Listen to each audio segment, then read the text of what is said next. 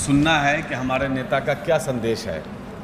नेता प्रतिपक्ष तेजस्वी जी बोल के गए हैं, प्रदेश अध्यक्ष जी हम लोगों को बोलेंगे, बताएंगे कि कल क्या करना है। कुछ बातें बताई हुई है पहले से और कुछ मार्गदर्शन हम लोगों को देंगे।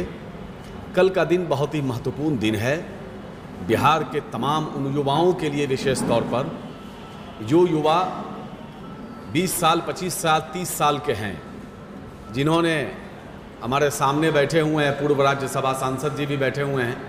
तो बहरहाल वो उन तमाम युवाओं के लिए बहुत ही महत्वपूर्ण दिन है। कल के दिन को समझना होगा कि आखिर ये दल को क्यों बनना पड़ा, राष्ट्रीय जनता दल से क्यों बनना पड़ा, क्या वजह थी। ये तो एक खुली किताब की तरह है। बहरहाल ये कोरोना प्रोटोकॉल की वजह से बहुत ही सादे तौर पर ये मनाया जा रहा है। अगर ये कोरोना की पाबंदी नहीं होती तो मुझे लगता है कि बहुत ही भव्य तरीके से होता, लेकिन फिर भी लोगों में काफ़ी उत्साह है, जोश है, जुनून है। आदरणीय लालू प्रसाद यादव जी ये बहुत दिनों के बाद कल वो संबोधित करेंगे बिहार को। बिहार की जनता में, बल्कि देश भर के लोगों में बेचैनी है। जब जब देश पे संकट आता है और देश जब अपने आप को बेवा महसूस करने लगता है, यतीम महसूस करने लगता है कि हमारा कोई नहीं है, ऐसे हालात में लोग इंतज़ार करता रहता है कि फलाने ने क्या बोला, फलाने ने क्या बोला, लेकिन इंतज़ार रहता है कि आदरणीय लालू प्रसाद यादव जी क्या बोले। और जब लालू जी बोलते हैं, हम लोगों के नेता जब बोलते हैं तो देश को एक नई राह मिलती है और देश को बचाने वालों को एक ऊर्जा मिलती है।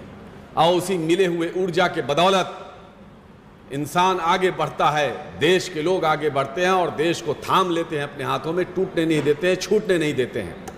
तो एक बार फिर हमारे नेता कल बोलेंगे और ऐसे हालत में बोलेंगे जब इस वक्त पूरे देश में बेरोजगारी चरम पे है, महंगाई चरम पे है, देश में इंसानियत सिसक रही है, इंसानियत की रूह तड़प रही है, देश की मिट्टी बार बार आवाज दे रही है कि बचा लो इस देश को और बचा लो इस देश के बनाए हुए संविधान को, बाबा साहब के बनाए हुए संविधान को। एक तरफ गोडसे के मानने वाले लोग हैं जो सत्ता पर काबिज है फर्जी तरीके से, खास तौर से बिहार में जिस तरह से छल कपट करके गोडसे के मानने वाले नीतीश कुमार ने बिहार पर कब्जा किया है, तो दूसरी तरफ बिहार के और देश के वो गांधी के मानने वाले लोग, वो अंबेडकर और मौलाना आज़ाद के मानने वाले लोग, मौलाना मोहम्मद अली जौहर के मानने वाले लोग, पेरियार के मानने वाले लोग, बाबू जगदेव के मानने वाले लोग, कर्पूरी ठाकुर साहब के मानने वाले लोग इस इंतज़ार में हैं कि बिहार और देश को कैसे बचाना है। तो मैं सिर्फ यही कहूँगा कि हम लोग सर तैयार हैं। आपका जो आदेश जिस वक्त भी आता है, मुझे याद है तकरीबन 2-2.5-3 साल पहले की बात है, 2-2.5 साल हुआ होगा। उस वक्त हमारे नेता 12:30 बजे रात में फ़ोन किए कि कल नीतीश कुमार के आवास को घेरवाना है 11 बजे तक और महिला टीम से पूरा घेरवाना है। आपके आशीर्वाद से सर मैं बताना चाहता हूँ, मैडम ये बैठी हुई है ये लोग, उस समय में कहा 12:30 बजे रात में नेता का आदेश हुआ, मैं घबरा गया कि सर 12:30 बज रहा है, किसको बोलें। बोले वो आप जानिए कैसे होना है, मुझे नहीं मालूम है। मैंने कई अपनी बहनों को फ़ोन किया, नहीं अभी कैसे होगा, हम 1-2 आदमी भेज देंगे।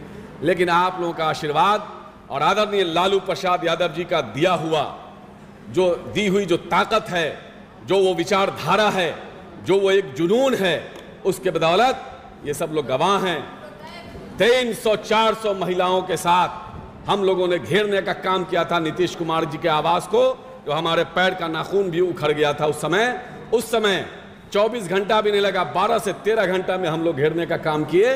तो जब आपका आदेश आता है सर, दल का जब निर्देश होता है, तो युवा राष्ट्रीय जनता दल का एक एक कार्यकर्ता पटना से लेके गांव और पंचायत और मोहल्ले टोले तक जिसकी जो हैसियत है खड़ा हो जाता है और ये देखता नहीं है कि कौन क्या कर रहा है। क्योंकि हम लोग जब हम प्रदेश अध्यक्ष बने थे तो पहली कार्यकारिणी की बैठक हुई थी, उस कार्यकारिणी के बैठक में हमने घोषणा किया था, उस समय हमारी सरकार थी, गठबंधन की सरकार थी, फिर भी हमने ये घोषणा किया था उस समय कि हमारा लक्ष्य आज से और इस वक्त से तेजस्वी यादव जी को मुख्यमंत्री बनाना है। तेजस्वी यादव जी जब तक मुख्यमंत्री नहीं बनेंगे हम चैन से न बैठेंगे, न सोएंगे, न खाएंगे। और पूरे बिहार के युवा इसी बेचैनी के साथ लगे हुए हैं। सर, आपको देख करके 80 साल की उम्र में सर, आप जिस मेहनत के साथ आप इस वक्त